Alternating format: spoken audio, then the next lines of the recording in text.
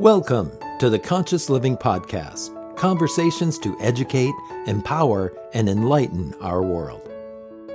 An uplifting and inspiring series of conversations and talks with your host, Jackie Woodside. We are educating minds, empowering lives, and enlightening souls to create a world where love prevails. In this engaging podcast, we deliver exciting, positive, transformative talks and teachings designed to elevate your life. Now, let's join our host, Jackie Woodside, for this week's session. Hello, everybody. Thank you so much for being here again for another episode of the Conscious Living Podcast, where we are here to educate, enlighten, and empower our world. I love bringing this podcast to you every week because it really is my commitment in life that we create a world that works for everyone. And the best way that I know on how to do that is to raise consciousness on the planet. For people to move from a sense of stress and overwhelm and division and difficulty to an inner sense that life is benevolent, that we're all in this together, and that in fact there is only one consciousness of which we are an expression of. So thank you for being here with me again today on the Conscious Living Podcast.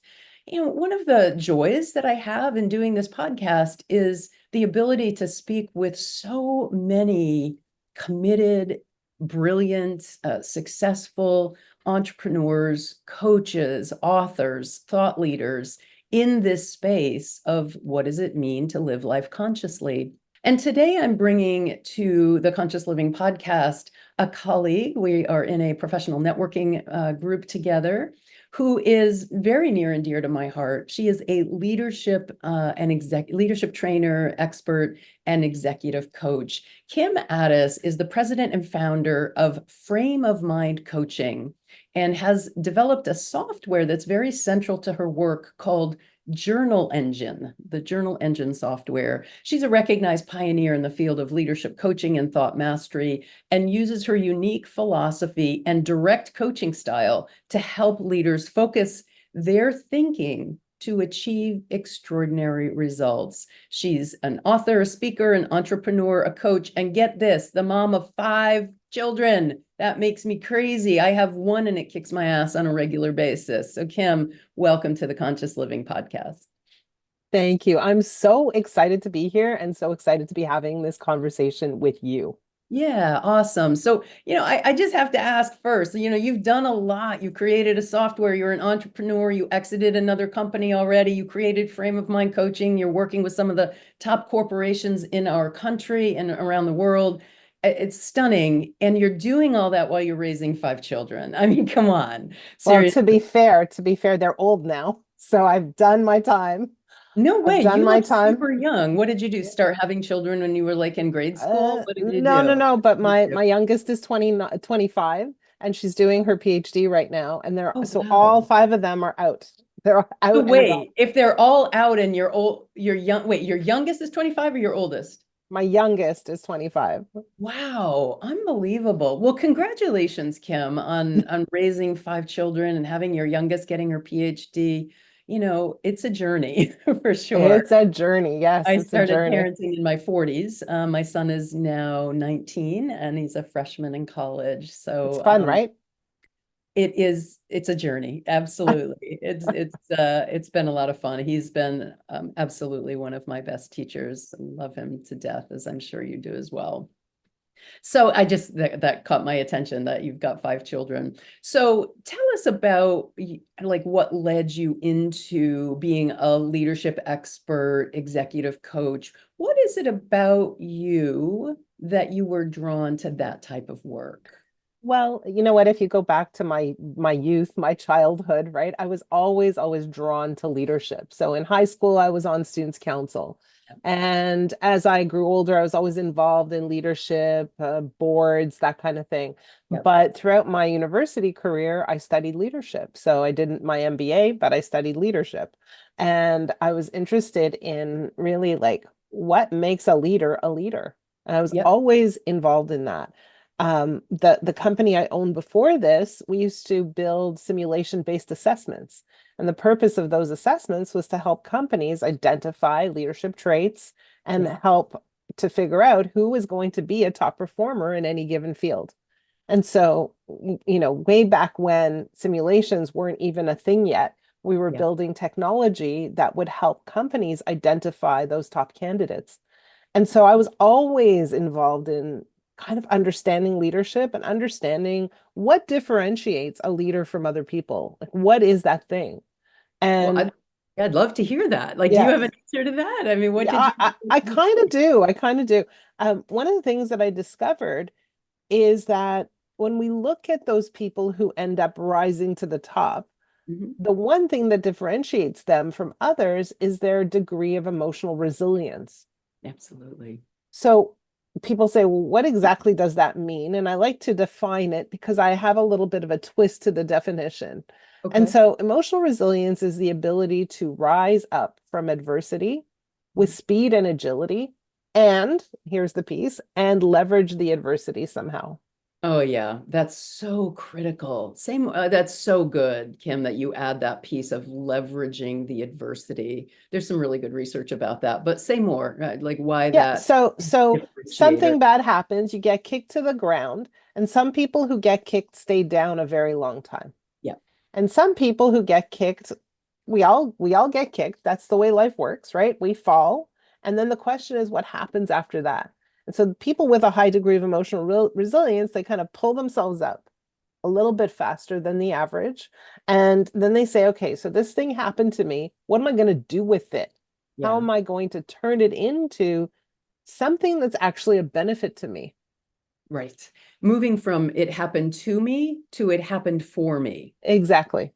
Yeah, Exactly. it just happened. This happened. Now, what am I going to do to make this beneficial in my journey, my growth, my life?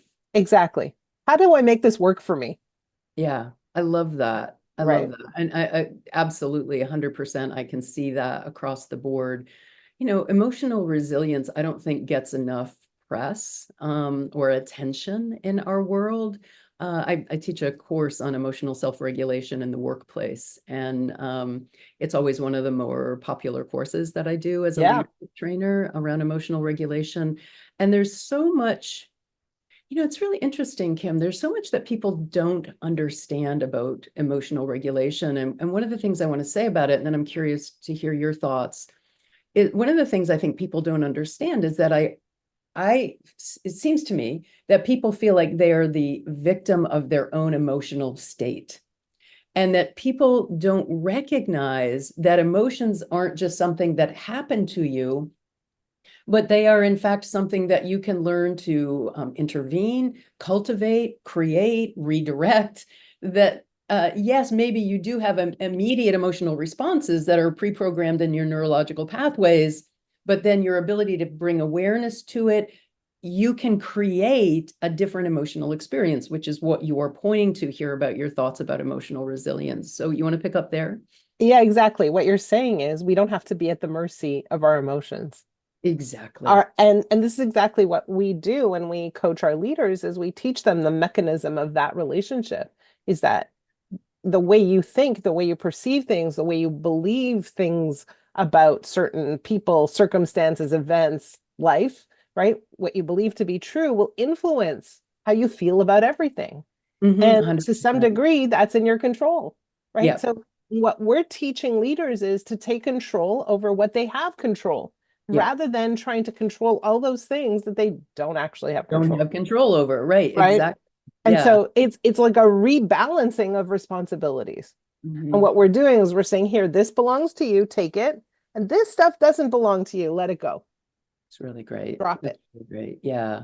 It is, it's a skill. Emotional resilience is a skill that can be taught and learned and that people can benefit from. And you said something that I want to pick up on and dive into a little bit more. You said how they see things and what they believe. And it really is, I wrote a book called Money Vibe, and there's a chapter in it that talks about belief is the root of how you experience everything. Yes. So, so say a little bit more about that. Like, how do you help leaders? Because I know this is going to help our listeners, right? How do you help leaders identify, you know, because our beliefs are so unconscious, right? Yes.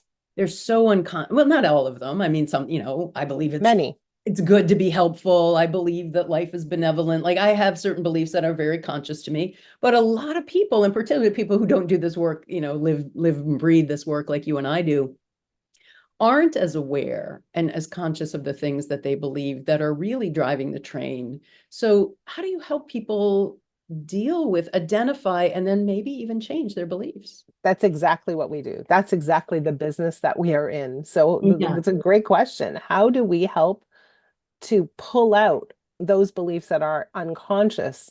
Yeah. What we do is we ask our clients to journal in a private and secure online journal every single day with their coach. And so what that means is at the beginning of every week, we give them a journaling question or a prompt to start, let's call it getting those journaling juices flowing, right? So they start journaling, and every day that they journal, their journal goes back to their coach. I have a team of coaches, and the coach reads and responds to the journal by asking more questions, by digging more deeply, by really actually taking them through a process to get to the heart of their beliefs. And so when someone journals, they're writing their storyline, they're writing their perceptions, they're writing their experiences, how they feel about everything they hear, smell, taste, and touch.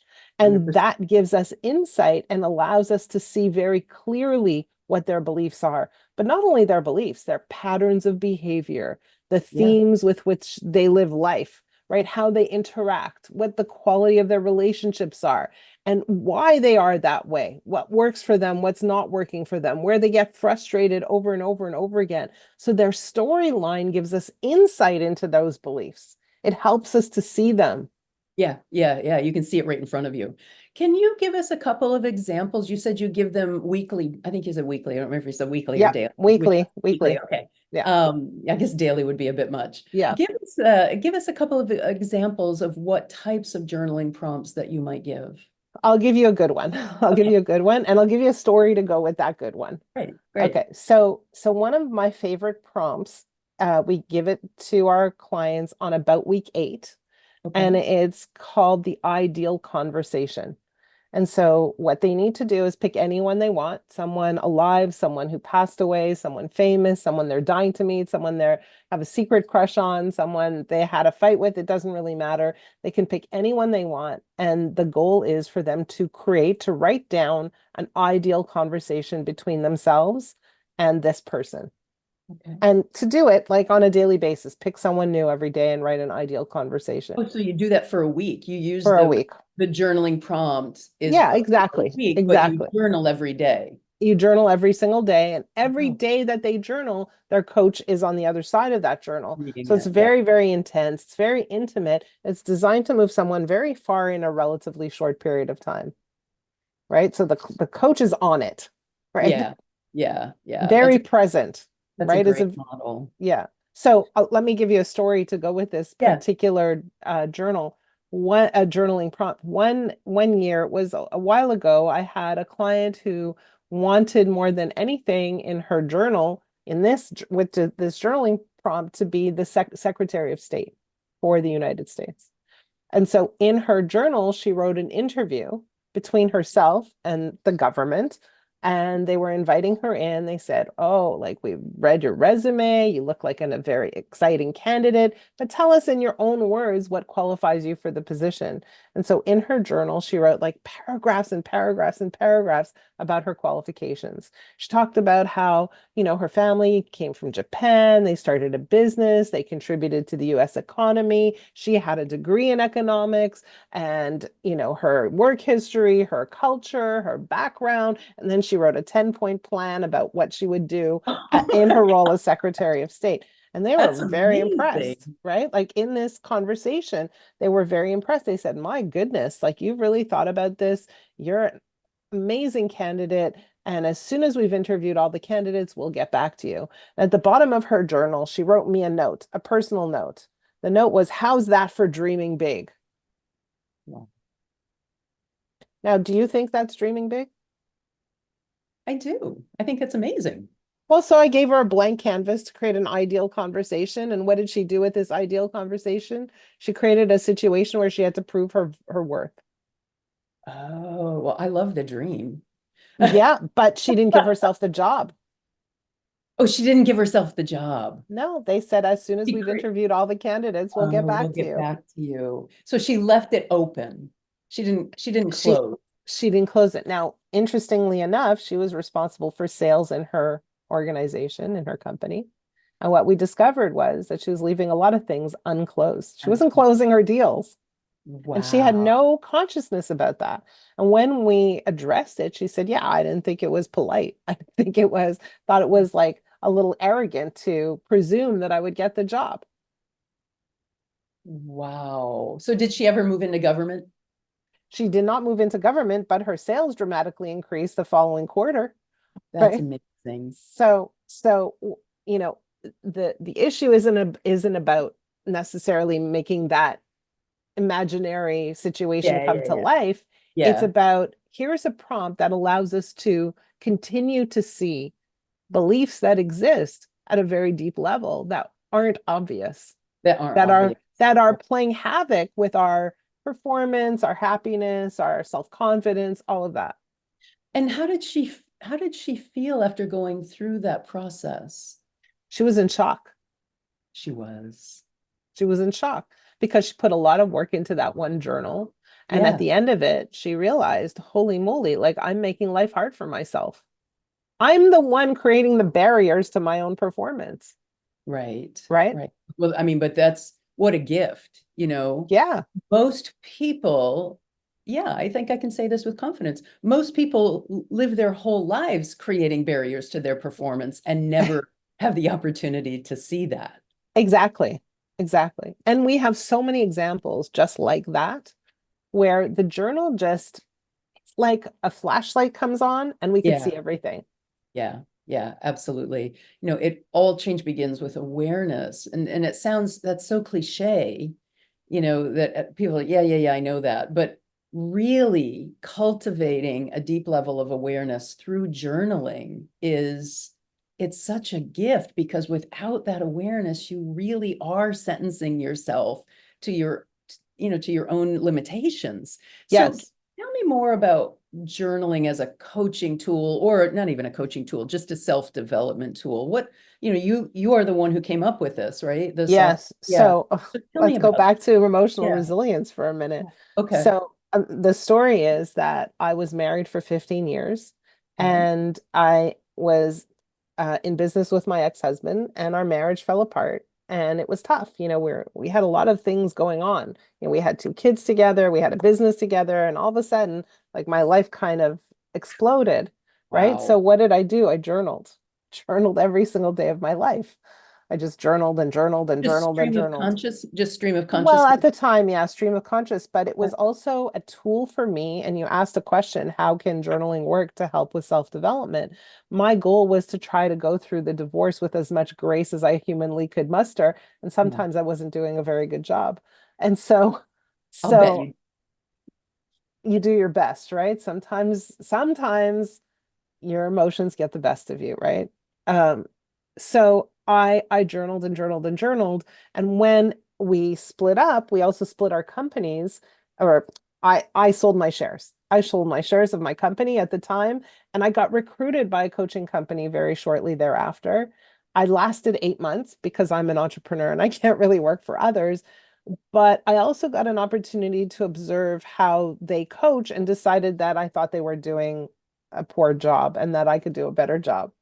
And so when I started my coaching business, I said, what I really want to do is really see how people think. I want to get inside people's heads. I want to understand what's actually preventing them from reaching their goals. And what I did was I used my journal, I used the concept of journaling in my coaching from the very, very beginning. Because I Mm. thought, I'm writing down everything I think, everything I feel. Imagine if I could access that from my clients. Now I'll be an effective coach because I'll be talking about what matters. I won't be skimming the surface, right? So that was kind of like the professional piece of it. But as an individual, one thing that I was doing on a daily basis was I call it dump, dump, and then dump the dump. And so what does that mean? I was like, just writing all the thoughts and feelings I had. And then when I thought I was done, I would like keep going, right? So dump and then dump, keep dumping, just like expel it, get it all out of my body, out of my head, out of my system, just get it out. And then at a certain point, I would say, okay, like it's time to turn myself around. Yeah. And literally I wrote those words down. It's so Good. now that all this, let's call it crap, is out of my system, Yep. right? Yep. All the I call it garbage puke is up. out of my I teach system. a similar thing. I say puke up the fur ball.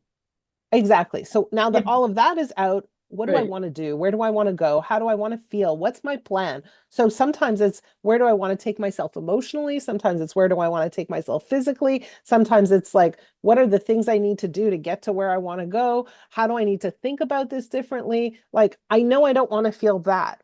How do I want to feel? What kind Yeah. of relationship do I want to be in moving forward? Yeah. What kind of business do I want to run? What kind of mother do I want to be, and on and on and on. Kim, I have so much to say about this. First of all, I really want to acknowledge you for having the wisdom, just kind of the self-wisdom, self-knowledge to move through that kind of a process. Because, and then the next piece that, I'm sure you're going to appreciate this as well. Most people, when they do that diatribe of it's so bad and I feel crappy and why did this happen and this sucks and Yeah. all of that dumping, puke up the fur ball is what I call it. What most people get stuck with is the question, why? Why do Yeah. I feel this way? Why did this happen to me? Why aren't I able to do better? Why do I keep repeating these patterns? And it is that question of why that keeps people stuck in their patterns. And what you did, I don't even know if you were present to this, what you did instead is you puked up the fur ball and you said, I don't want to feel this way. How am I going to move forward? What can I do differently? How do I want to feel? Where can I make a difference? You did not, and what you just shared, you never once said why. And that is the difference that makes all the difference. It's not to say that there's no value in why. It's to say that people get very stuck in that question. And here's the secret. There is no one answer to it, which is why people stay stuck in that revolving door. It's so interesting that you're saying this because we're gonna do a little bit of a flip on this conversation. Okay. Okay, so the concept of start with your why.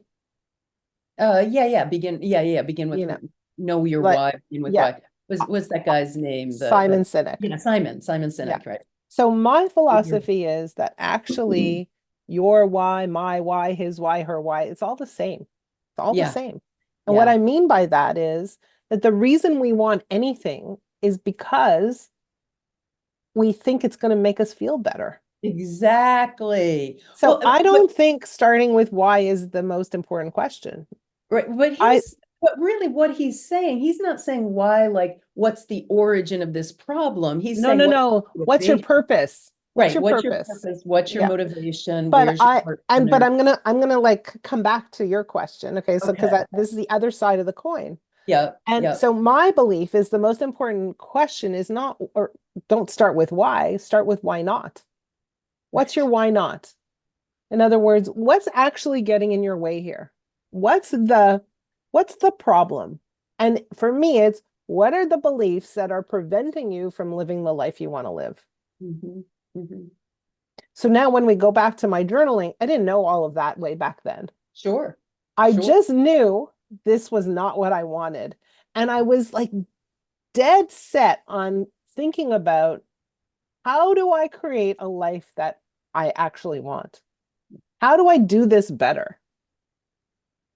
So great. And that really is the fundamental driver. People are always going to try to make movement toward what will help them feel better, even when that's a very aberrant behavior, like addiction, taking that one Yes. drink, overspending, chronic debting, chronic underperforming. I underperform because I feel safe. I don't want to take that risk because it helps me feel more safe. So even behaviors that are unhelpful, unskilled, harmful, hurtful behaviors still generate from that same place of Yes. what's going to help me feel better. That's right. And I often ask my clients, like, what's the benefit of this action? When they think it's a sarcastic question. What's the benefit of Right. procrastination? But it's But a there's real question. It's a real right. question. You're doing this because there's a benefit to it. There's always a payoff. Right. There's a payoff. So what is the payoff? And, they think like I'm being facetious. And I'm like, no, it's a No, real question. Let's look at it. 100%. What is the payoff that keeps you doing this? Yeah. Because now let's look at how to get that payoff somewhere else. 100%. I actually have a course on procrastination. And what I tell people is it's not laziness, it's not poor organization, it's a failure of self-regulation.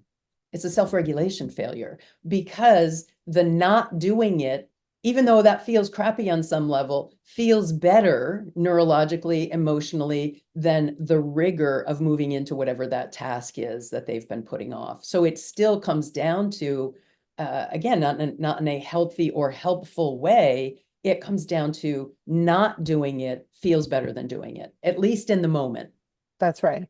Yeah, and people can learn, so the course is pretty much self-regulation strategies. How do you So learn? what's the number one self-regulation strategy you recommend?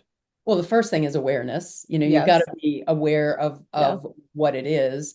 And then from there, it's a series of things like kind of getting to what is it costing you? What's the payoff? What do you get? Is that payoff worth what it's costing you? What is it costing you? So detail that in a really clear way.